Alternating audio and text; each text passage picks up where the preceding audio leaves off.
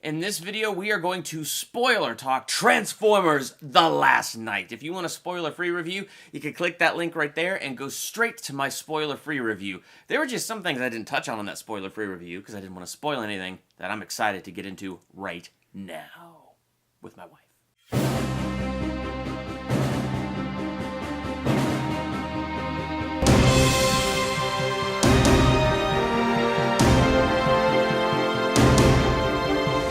Welcome to Durbania. I'm Durbin. I'm Laura. And we are spoiler talking Transformers The Last Night. So, I don't know, why don't we just go ahead and dive in? I mean, we all know this is spoilers. You know where to go to find that spoiler free, so let's do it.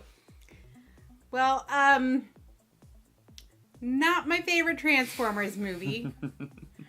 Could have been better. Definitely. There was a lot of really bad cuts. Really bad cuts. And they just expected us to know what was happening. And I'm like, there would be times where I'd lean over to him and I'm like, is this just happened? And then he would do it back to me. And on top of it, we were in the second row because somebody took our seats in the middle. Oh, that was a fascinating ordeal. It just wasn't worth it. So fascinating doesn't ordeal. Matter. Second row from the screen, far less are watching like this. Yeah, so, but at the same time, with the shaky cam, it didn't matter. It didn't really matter. Yeah. Let me tell you how stupid the humans were. They let Megatron give demands and release people. So there's a scene where they're coming and then the Autobots find out, and so they're rushing as fast as they can to get out. And then there's the humans coming also because they want Cade, Mark Wahlberg's character, Cade Yeager. Yeah, they want him because apparently he has the Night Talisman. Yes. And they want that because that's how you find the spear, and the spear is what's going to destroy the world, and they want to have the spear because, humans want to control everything. And so they think that they can control Megatron by letting him release some of his friends. Except for the soldier from the first movie. He knew they couldn't control Megatron. But he's the one who bartered the deal. Well, because it was orders. He has to go with orders. And I think he did want to follow Megatron and just have eyes on Megatron. But you're right. The fact that they even treated with Megatron was ridiculous. Yeah, but the montage, gosh, I know. So then they're on their way, and so Autobots, of course, have a plan, and so they have this abandoned city wired and all these things. But what blows my mind is so Megatron's like, I need these guys, and honestly, I don't remember them from other movies at all. No, I don't think they were there. I think Berserker was. Maybe. Yeah, but Berserker didn't get released, so he had to stay incarcerated. But what was crazy to me is they're slicing the Autobots are kicking butt and slicing their heads up. I'm like, so we went through that huge montage through all that ordeal to have all these bad guys released from Megatron, and in the first fight they're all dead. Yeah, and I'm like, pretty much all that up. There's my earring. So I just kind of blew my mind when I saw that because I'm like, I think what blew my mind in that montage was the way they did that montage. So there they are standing in the desert. Megatron's talking about who he wants. Then they would cut, show you what's going on. Words would pop up on the screen, name, and show description. You who they were, and I'm like, wow, Suicide Squad much? Yeah, just a little bit. Come on, that didn't really work out that well for Suicide Squad. But yeah, but that's just an example of part that I didn't like. I did like, I can't think the robot butler. Yeah, Cogsworth or not Cogsworth. Cogsworth. But I think it was Cog something. I can't remember his name. I know, but, he serves the Sirs that are protecting the story of the Wikians led by Anthony Hopkins or whatever, Yeah, they tried to make it different than Witwiki. No, they tried to be because of Witwiki and his family line, they're Witwikians. Yes, but if Witwikians, I don't know, it doesn't matter. It goes back to Merlin, it was a little confusing. Let's just put it that way. That's why we're bickering about that. Yeah, because it's just confusing. A lot of, I'm sitting there, I'm like, okay, I think they could have made a solid story out of this, this chick who made the Autobots and the Decepticons, she is coming to our Earth to destroy us and make it her planet. Mm-hmm. And so she's coming, and I'm like, okay, cool. I'm like... Because in their language, Earth was their nemesis planet. Yeah, and so they're coming to take it over. And so I'm like, all right, this spear is the way to do it. This line from Merlin is the only ones you can hold it. Okay, I'm still good with that. But then they had to throw in all of this other stuff.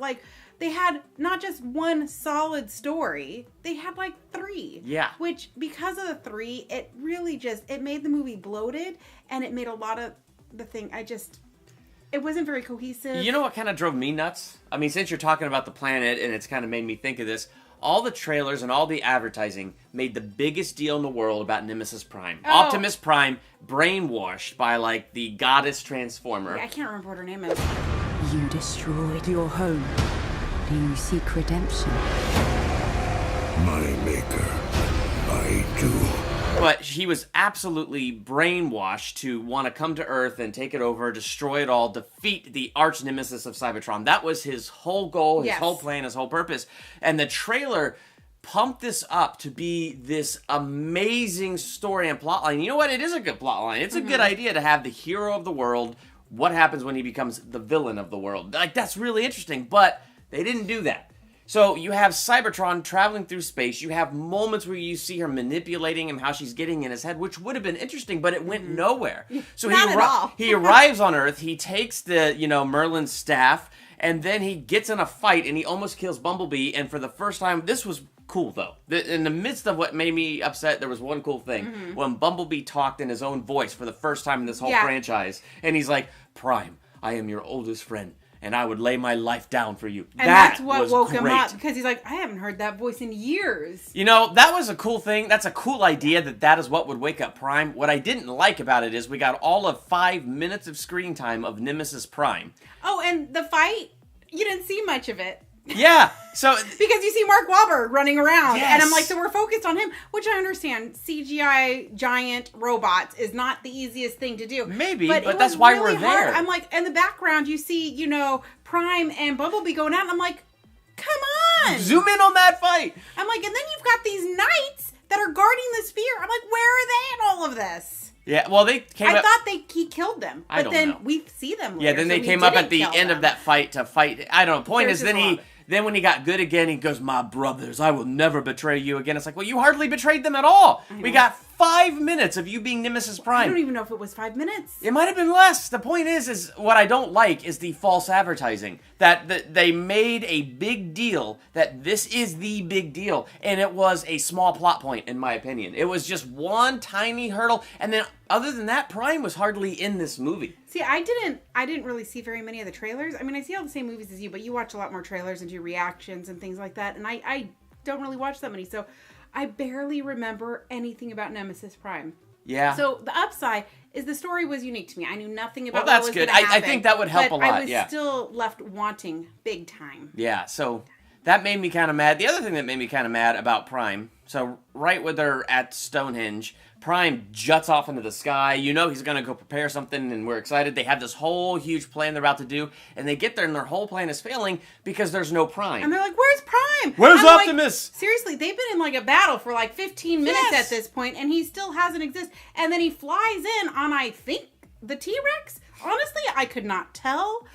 It was just weird because I thought it was the three-headed dragon, but she didn't think it was. No, but it wasn't, because those are the 12 knights, and it didn't have 3 heads when it came in. Okay. And then the reason I think it was the T-Rex is because in the earlier scene where, there's the 3 montages coming together, the T-Rex, well, maybe it's a dragon, I don't know, but it goes underground and comes up and like destroys all these cars, and this one did the same thing, but it was so shaky, I couldn't tell for sure. Yeah, so that was, but that really drove me crazy in that whole fight, because now Prime is good, he's not evil. Prime is not kidnapped, he's not in trouble. He didn't rush off to fight the Transformer goddess lady, he just jettisoned up into the sky and disappeared, and everybody's left hanging. So it's like, okay, I get why the filmmakers are doing this. We want Prime to have a dramatic entrance, and he did. When he entered, it was awesome, and he swung that sword and cut off all those bad guys' heads and won, like, all of that stuff. Freaking awesome. Where was Prime? I mean, yes, for us, the audience, start dramatic entrance until he's there. But we have to have a reason for why he's not there, and it was just driving me crazy. Like, where? Come on! Yeah. Why is Prime not here? And so I think that was one of the big things that kind of drove me crazy, was how small of a part Prime had. The trailers made Nemesis such a big deal, and in the movie, it just was not a big deal. It was a cool plot point and a really cool storyline that didn't get fully developed and didn't even get a full arc. Yeah. And it just kind of, But this is just my opinion. This is what I feel like when I was watching that, because I wanted to see more Nemesis Prime, but we didn't get it. And then when he was good, he had to disappear for a long time for no other reason than a dramatic entrance. And it's like, no, I need a reason for why everybody's left hanging. And so, like, it was just, there was a lot of things in that were rough. And the other thing I want to talk about is that 14-year-old girl, Isabella. Isabella? It's one of them, but I didn't like her. The only reason they needed her was because of her little robot. She, like, somehow shows up, in places. She's always sneaking on things. She's always sneaking on things and, and being she was supposed deceptive. to be this emotional tie from Mark Wahlberg, whose daughter is mysteriously not in... Well, not mysteriously. She's in college. He can't talk to her because if he does, she'll get arrested, and so will he. Yeah. So, good reason there. So, she's kind of this emotional crutch from Mark Wahlberg. Which didn't work. Well, I'll get into that in a second, because I could tell what they're trying to do. But go on with what you're saying. I know. So... she was able to sneak onto things, and at the end, she sneaks onto the military plane with her little robot, and in my head, I'm like, no. I'm like, I don't know about you, but I highly doubt the military, especially if they're about to go onto an attack, has this nice big old space that somebody can throw a blanket over themselves and hide. Well, when the camera is shaking as much as it is, nobody's going to see her sneak onto anything. So, it's good. I liked her. I thought the actress did a good job. What I didn't like, and what's going to put me back into agreement with you, is the fact that she was one of 3 stories that they were rushing to tell. We didn't need her. No, we didn't. And like you said, the only reason we even needed her was her little robot friend who blew up the gun at the end, which is a cool moment, but there was nothing that built to that. There was nothing that built up the emotion of that. I don't know, I wasn't tied to her. Her little robot, she made the one comment, she's like, you're ugly and small, nobody's gonna see you. And I'm like, that's kind of funny. I'm like, okay. Yeah.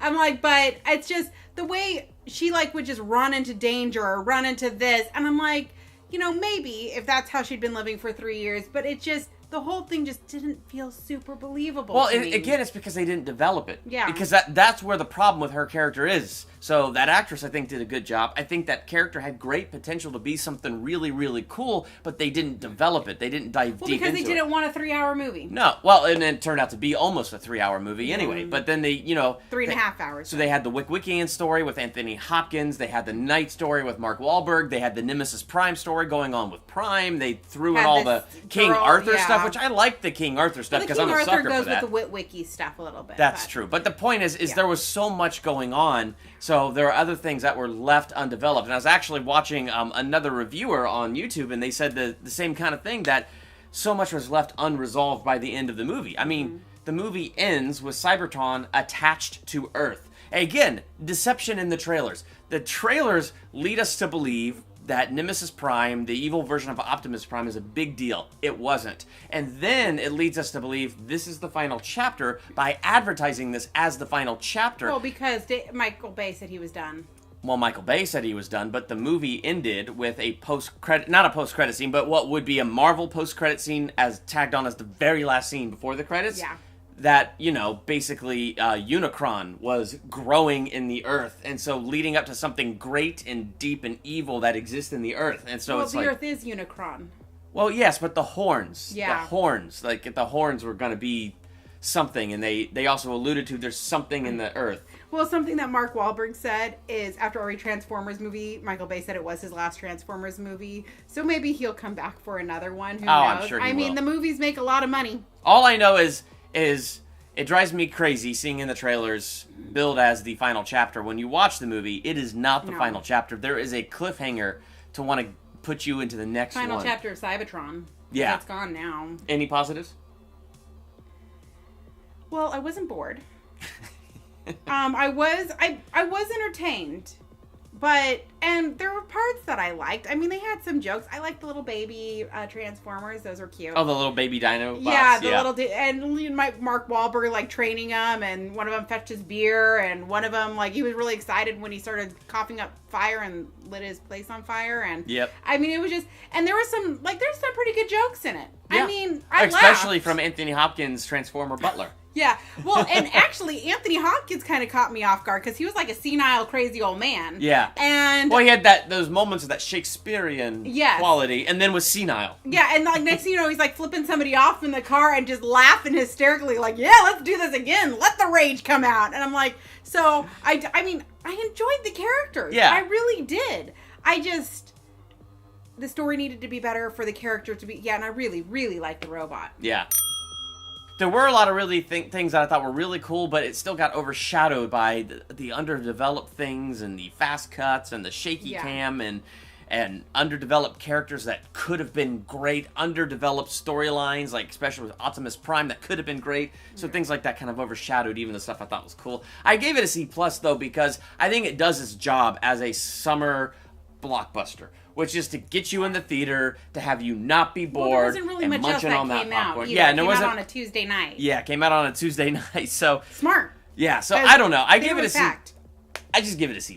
I don't think I've seen worse movies, but I've definitely seen way better. Yeah, and see, for me, I was at the D+, C- range, but because I was entertained the entire time, I will give it a C-, because, you know, if it was on TV and somebody else was watching it, I mean, I wouldn't force them to change the channel. Yeah. If it was in the D to F range, I would just leave. So, I'm going to go with a C- for me. Well, that is our rating and our grade for Transformers The Last Night. What did you think of this movie? Make sure to let us know in the comments. While you're there, hit that subscribe button to become a Durbanian, and next to the subscribe button is that bell. Click that bell so you're notified the moment I drop new videos, like tomorrow, 3 p.m. Pacific, gonna be dropping my theological analysis on the Amazing Spider-Man, because I'm so excited for Spider-Man Homecoming, so I decided over the next few weeks I'll just go right back into the franchise that came before Homecoming, Amazing Spider-Man and Amazing Spider-Man 2. Only 2 more weeks till the new one. Oh yeah, and dig deep into both those movies. So this Saturday will be the first Amazing Spider-Man, and I'm looking forward to diving into that. So